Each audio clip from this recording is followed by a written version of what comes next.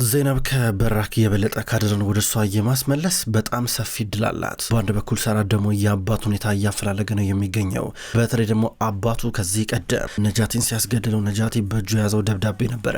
እሱ ደብዳቤ ውስጥ ምን እንዳለ ሰራት ያጣራል። በአንድ በኩል ደግሞ እዚህ ጋር ፔሊን ከእስር ቤት እንድትለቀቅ ሰራት አድርጓል። ፔሊን ከእስር ቤት ተለቃ በቀጥታ ወደ ሆቴሉ ስትመጣ በር ላይ የእሷን መለቀቅ የተመለከቱት እነጃን ግርም ብሏቸው ነበረ። እሷ ወደ ሰራት ቢሮ ከገባች በኋላ ያንን ደብዳቤ እንድታመጭልኝ ፈልጋለሁ ብሏታል። ከዛም በኋላ እሺ አለችው። ከዛም በኋላ በቀጥታ ከቢሮ ውስጥ ልትወጣ ነው። በሌላ በኩል እዚህ ጋር ዘይነብ ካደርን ትምህርት ቤት አገኘቻት። ከዛም በኋላ የሆነ ጣፋጭ ነገር እንዲሁም የሚጠጣ ጁስ ነገር እየሰጠቻ ነበረ። ካደርን ቆንጆ በጣም ናፍቀሽኝ ነበረ እያለቻ ነበረ። ዘይነብኔ ናፍቀሽኛል ትላታለች። በነገራችን ላይ የነገ ችሎቱ የመጨረሻ ነው። ነገ ምንም ነገር የተለየ ነገር ካልተፈጠረ በስተቀር በቀላሉ በቃ ትመለሻለች ወደን እያለቻ ነበረ። ነገር ግን ካደር ጨንቋታል። ዘይነብ እድል ማለት ምን ማለት ነው? እድል ሰፊ እድል አለኝ ስትይ ስትል ነበረ። ማለት እኛ የበለጠ ከበራክ የበለጠ ሰፊ እንትን ሁኔታ እድል ይኖራል ማለት አንቺን ለማስመለስ እንደዛ ለማን ነው ለምን ጠይቅሽ ስላል ነበረ። አይ እናቴ ከአያቴ ጋር ስታወራ ሰምቻን ነበረ ማለት ብዙ እድል እንደሌላት ደግሞ እሷ ስታወራ ነበረ አለቻት። እኮ እሱን እኮ ነው የምልሽ ምንደራደረው ባንቻ አይደለም። እሺ ባንቻ ለምንደራደረው የተጣላ ነው ባንቻ አይደለም። በቃ ገና አንቺ ከኔ ጋር መኖር ስለሚጠበቅብሽ ነው። በቃ ወደ ትምህርትሽ እንሂድ እያለቻን ነበረ። ከዛ ድንገት ረፊቃ እየመጣች ነው። ካደር መጀመሪያ ታትሮጣ ስትሄድ ዘይነብ እናቷን ስትደነገጠች እንዴ ማየ እንዴ መጣች ስራ ነበረ። ዝቅ ብላ ካደር እንዴ ነሽ ታዲያ ናፍቀሽኛል የኔ ቆንጆ ብላ ሰላም አለቻትና እናትና ልጅ ተያይዘው ወደ ቢሮ እየገቡ ናቸው። ሰራት ከፔሊን ጋር ከቢሮ እየወጣ ነው ያለው። አብሮ እየወጣ ጃንን ጠራ። ወንድሜ ፔሊን ከዚህ ቀደም ከነጃቲ ጋር አብሮ ሲሰራ የነበረውን ሰው ደብዳቤን በተመለከተ ልታገኘው ልትሄድ ነው እና አብራት ትሄዳለህ አለው። ጃን ከዛ እሺ ይቻላል ሲል ነበረ። አቶ ሰራት ምንም ችግር የለም በራሴ ግን እኮ መሄድ ይችል ነበረ ትላለች ፔሊን። አብራችሁ ችግር የለም እያለ ነበረ። ፔሊን እሺ ብላ ራምድ ትላለች። ከፔሊን ጋር ለምን እንደሄደ የፈለከው ብሎ ጃን እዚህ ጋር ሰራትን እየጠየቀው ነበረ። በደንብ ተከታተላት እሺ ማለት የሆነ ነገር እንዳትሆን ተጠንቀቅ፣ ምንም አይንን ከሷ ላይ እንዳትነቅል እያለው ነበረ። እሺ ወንድሜ እሺ ችግር የለም እያል ነበረ። ደግሞ ይህን ስለ ማለት አውቃለሁ በሁለታችሁ መካከል ያለው ፋይል ጉዳዩ አልተዘጋም እና ያው እሱን ነገር ማስጨረስ እያል ነበረ። አብቅቷል ልጅ ወንድሜ አብቅቷል፣ ያበቃለ ጉዳይ ነው በቃ ስለዚህ ጉዳይ ማለት የለብንም አለው። ሰራት ይሁንልህ ብሎት ሄደ። ጃን እዚህ ጋር ወደ ፔሊን እየጠጋ ነበረ።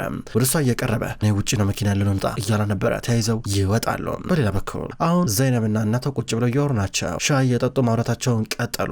ታዲያ ማየ እንዴት ዛሬ ግርጣለሽ እዚህ ስትለን ነበረ። ዘይነብ እዚህ እኮ መምህር ዘይነብ እያሉ ነው የሚጠሩሽ። በመጨረሻ ህይወትሽ እንደዚህ ይቃናል ብዬ በመልካም መንገድ አስቤ አላቅም ነበር ልጄ፣ በእውነት ስለተሳካለች ደስ ብሎኛል ስራ ነበር አመሰግናለሁ ማየ ትላታለች። ዘይነብ እኔ እንኳን እዚህ የመጣሁት ይቅርታ ለመጠየቅ ነው አለቻት። የምን ይቅርታ ማየ ስራ ነበረ ማለቴ ሳስብ ነበረ አለቻት። እንዴ ማየ ምንድነው ምን ተፈጠረ ትላታለች። ማለቴ በቃ ዘይነብ ማለት ያ ሰውዬ ምን ሊያደርግሽ ሊችል እንደሚችል ሳስቦላ በእውነት እስከዛ ድረስ ቁጭ ብዬ እንደናት አማክርሽ አላቅም ነበረ በቃ እንጂ ለአመታቶች ቁጭ ብዬ አለቅስ ነበረ አለቻት። እማዬ በዚህ ጉዳይ አትብሰልሰይ እባክሽ ችግር የለም ራስሽ እንደዚህ ማሳዘን የለብሽም አለቻት። ተቃቀፉ። በሌላ በኩል አዝራ ሻንጣ ሙሉ የተጠቀጠቀ ገንዘብ ይዛ ወደ ደላላው ጋር መጣች። ፍለፊት ቤት የሚሸጠው ሰውዬ ተቀምጧል። ከዛም በኋላ በእውነት አዝራ እኔ እኮ እንትኑን እኮ ክፍያውን እኮ ይሆናል አይደለ በካሽ ስትኝ አስደንግጠሽኝ ነበረ ማለት ትንሽ ደህንነት ይፈልጋል ይህን የሚያክል ገንዘብ ይዞ መንቀሳቀስ ችግር የለም እያለችው ፍለፊት ቤቱን የሚሸጥላት አዝራ እዚህ ጋር ከደላላው ጋር ያወራች ሻንጣውን ዚፑን ከፈት እያረገችው ነበረ። ከፈት ስታረገው ይሄ ቤቱን የሚሸጠው ሰውዬ አንዱን ሻንጣ ስትከፍት ተመለከተ። ፍለፊት እሽግ በሊር የሚቆጠር ገንዘብ አለ። ከዛ ውጪ የተጠቀጠቀ ጋዜጣ ነው ያለው። ከዛ ዝቅ ብሎ ተመለከተ። አላወኩም ነበር እኮ ግን ካሹን አመጣው በቃ ትላለች። አይ ጥሩ ነው በቃ ማለት ገንዘቡን ሄደን ባንክ እናስቀምጥና እያለ እዚህ ጋር ደላላ ያወራል። ምንድነው ይሄ ወንድሜ ምንድነው እያለ ነበር። አንቺ እያሾፍሽብን ነው እንዴ? እኛ እዚህ ልጆች ህፃኖች ነን እንዴ? ምንድነው ጋዝ እንዳለ በጋዜጣ የተሞላው ሻንጣው ሙሉ እያላ ነበረ። እዚህ ጋር አዝራ ስትመለከት ሻንጣው ባዶ ነው። ከጥቂት ገንዘብ ውጪ እንዳለ ጋዜጣ ነበረ። ውስጥ ያለው ገንዘብ ምንም አይገዛም። ከዛ እንዴ ሻንጣው ሙሉ እኮ ገንዘብ ነበረ ብላ ስትመለከት አሁንም ጋዜጣ ብቻ ነው ያለው። አንቺ ልጅ እየሸወርሽን ነው እንዴ? ቤቱ የሚሸጠው ሰውዬ አረ ገንዘብ ብቻ ነበር እንዴ ሊሆን ቻለ እያለች ነበር እሷ። እዚህ ጋር ቤቱ የሚሸጠው ሰው ግን ደላላውን ስማ ከዚህ በኋላ እንዳትደውልልኝ ቤት እኔ የሚገዛ ሰው አለ ብለህ እንዳትደውልልኝ ችግር ውስጥ ከተኛለህ ብሎ ትሄዳል። ደላላው ደግሞ እዚህ ጋር አዝራን እሱ ከሄደ በኋላ አዝራ ምንድነው ያረግሽው እያለ ነበር። አረ ወንድሜ እንትን እኮ ነው አረ ገንዘብ ነበር እያለ ነበር። ጥፊልኝ ከዚህ ላይ አልፈልግም አላት። ጋዜጣ ሙሉ የተቀጠቀ ሻንጣ ይዛ እየተመለሰች ነበረ። በሌላ በኩል ጃንና ፔሊናውን ከመኪና ወርደው ወደ አንድ ካፌ እየመጡ ነበረ። በር አካባቢ ቆም ብለዋል። ተመለከታት። እንዳፈርሽ እዚህ ያለው እያለ ነበረ። ኧረ እኔ አልፈራም ምንድነው እኔ ለመጠበቅ እየሞከርክ ነው እንዴ? እንደውም ለእኔ ችግር ነው መፈጥርብኝ አድርገልን ገረም ሰራት ተሳስቷል። ስማኔ ችግር የለም እኔ ማንንም አልፈራም ራሴን ከመጠበቅ አላንስም አለችውና ወደ ውስጥ እየገባች ነበረ። ወደሚያምር ቦታ እየገቡ ናቸው። ካፌ ነገር ነው። እዚህ ጋር ጃን በርቀት መመልከት ጀመረ።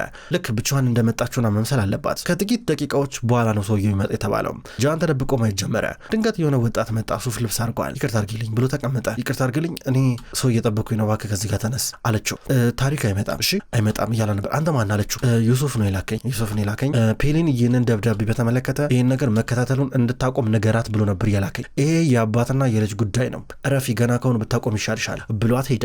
ጃኔን በርቀት እያየ እንዴ ምን እየሆነ ነው ያለው ይላል። ሌላ ነገር ጠብቆ ነበረ። ከዛ በኋላ እዚህ ጋር ጃን ማፍጠጡን ቀጠለ። ፔሊን ከተቀመጠችበት ተነሳች። ወደ እሷ እየጠጋ ነበር። ጃን ምንድነው ነገሩ ፔሊን ምን ተፈጠረ? ምንም ያወቅሽው ነገር የለም ስለዚህ ሰውዬ እያለ ነበረ። ዝም አለችው። ተናገሪ እንጂ እያለ ነበረ። የመጣው ሰው ታሪክ አይደለም ታሪክም አይመጣም አለችው። ለምን እንዴት ሆኖ እያለ ነበረ። አባት መልእክተኛ ልኳል ደብዳቤውን በተመለከተ መከታተላችሁን አቁሙ ብሎ ነው መልእክት የላከው አለችው። ገረመው። እንዴት እያላን ነበረ። ከዛ ቶሎ ብሎ ሊከተለው ነበር ሰውየውን። መኪና ውስጥ ገብቶ ይሄዳል። ምን አይነት ነገር ነው እያለ ጃን ያማራል። ምንም አማራጭ የለም ወደ ኋላ ይመለሳል። በሌላ በኩል አዝራ ወደ ሆቴሉ መጣች። ወደ ሰራት ሆቴል መኪናን አቆመችና ወደ ሆቴሉ እየገባች ነው። ግራ ገባት። አዝራ እያዞራት ነው ሁሉ ምንድነው ጭንቅላቴን አጣሁኝ እንዴ እያለች ነበር። በትክክል የሆነውን ነገር ለማስታወስ እየሞከረች ነው። ከቀናቶች በፊት እዛ ክፍል የተመለከተችው ሻንጣ ሙሉ ገንዘብ ነው። ሻንጣ ሙሉ ገንዘብ እንደሆነ ታውቃለች። ታዲያ ሻንጣ ውስጥ የተመለከቱት ገንዘብ ነው ጋዜጣ ብላ ጭንቅላቷን ሁሉ አይኗን ሁሉ ተጠራጠረችው። ምንድነው ሁሉ ገንዘብ እያለች ሁሉ ነበረ። አሁን እዚህ ጋር ራሷን እየጠየቀች ነው። እንዴ ሻንጣ እኮ ገንዘብ ሙሉ ነበረ በአይኔ አይቼዋለሁ እንዴ ምን ማለት ነው እያለች ነበር። ድንገት እዚህ ጋር ያገኘቻት ሴዴፍ ናት። እንዴ አዝራ እያለቻት ነበረ። ሴዴፍ ሰራትን ፈልጌው ነበር ይሄን ነው አለቻት። እላይ ነው ያለው ምን ተፈጠረ ስትላ ነበረ።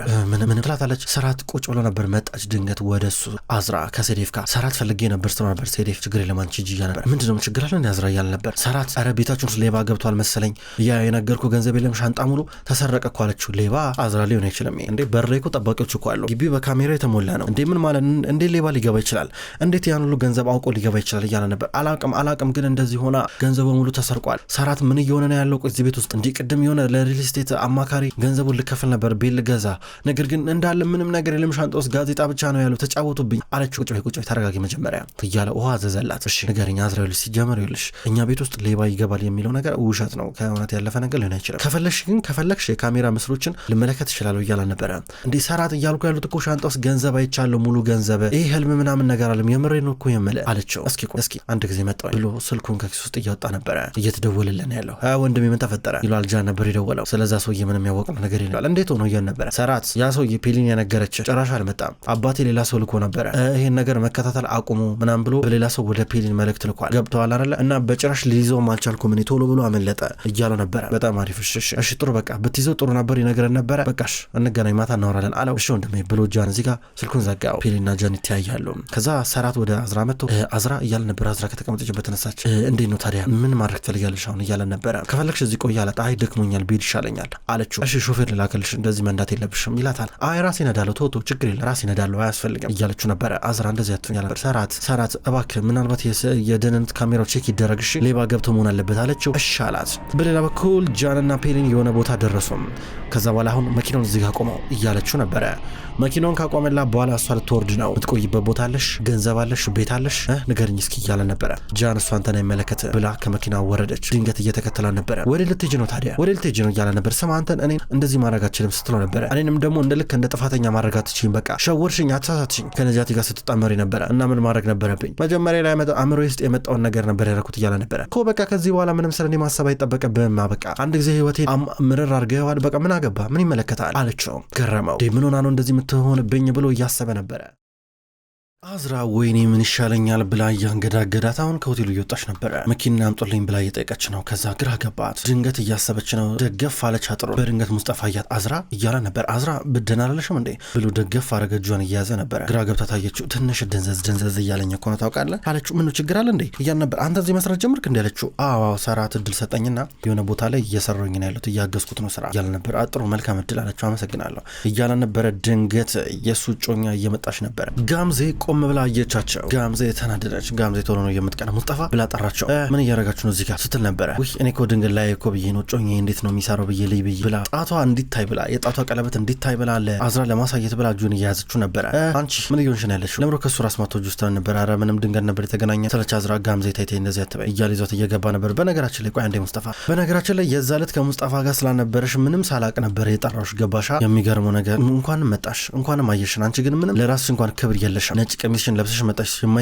የማይታመን ነው እያለች ነበረ። ጋምዜ ምንድን ነው የምታወሪው እያለ ነበረ። ተሳሳትኩኝ ሙስጠፋ ተሳሳትኩኝ ንገረኝ እስቲ እያለችው ነበረ። እንዴ በትክክል እንደዚህ አይባልማ ታዲያ ሰው እያላን ነበረ። ከዛም በኋላ አዝራም እዚህ ጋር ትማረርና በገታ ጠላቸው የራሳችሁ ጉዳይ ብላ ትሄዳለች። ጋምዜ እስኪ ና ስራ ምን እንደምትሰራ ሌለ ብላ ወደ ውስጥ እየገባች ነበር። ሆቴሉን አየችው። ጋምዜ ወረተኛ ትመስላለች። አንተ በጣም ትልቅ ሆቴል ነው የምትሰራው፣ ቀስ በቀስ ደግሞ በቃ የዚህ ሆቴል ዋና ባለቤት መሆን አይቀርም እያለችው ነበር።